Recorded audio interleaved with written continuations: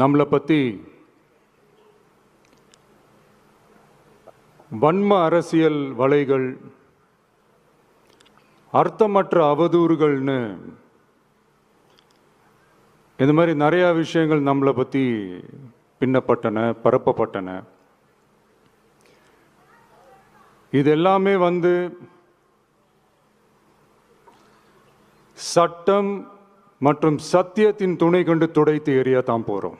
தமிழக சட்டமன்றத்தில் நமக்கு எதிராக நிகழ்த்தப்பட்ட ஓர் உரைக்கு ஒரு நாகரிக பதிலடி கொடுக்கணும்னு நான் நினைக்கிறேன்.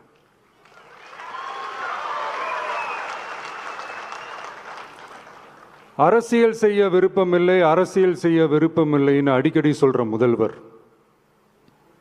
நம்மளை குறிப்பிட்டு பல்வேறு அவதூறுகளை பதிவு செய்வதன் வாயிலாக